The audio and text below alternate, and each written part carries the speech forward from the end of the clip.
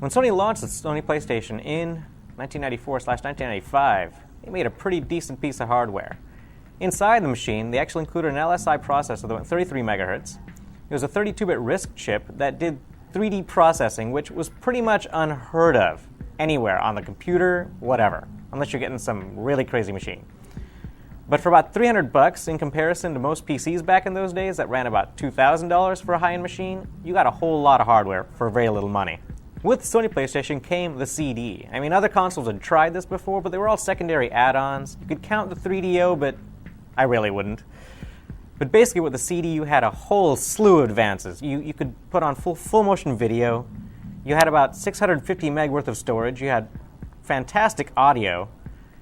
There was nothing to hate about it, except for a slight load time. That's about it. When the PlayStation first came out, its controller design was okay, but then Sony came out with the DualShock. And this thing is pretty much immortalized now. It's been on the PlayStation, it's on the PlayStation 2. The PC guys have been copying it for years now. And it's only now that the PlayStation 3 is coming out with the Batarang that this thing's actually going to go away.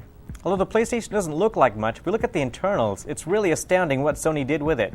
In the space of half the size of a VCR, we have one of the most powerful computers around at the time. Over here, we see the CD-ROM. If we flip up the front, we have the memory ports and the controller ports.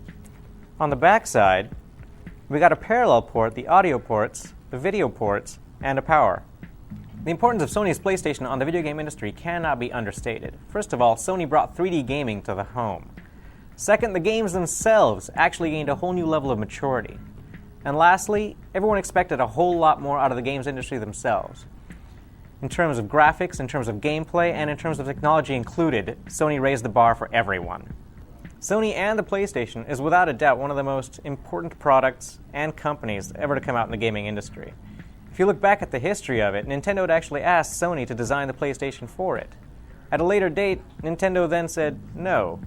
Sony at which point decided they were going to launch their own console. The rest is pretty much history. The PlayStation, undeniable success. PlayStation 2, ridiculous success. And now the PlayStation 3. Who knows what's going to happen there?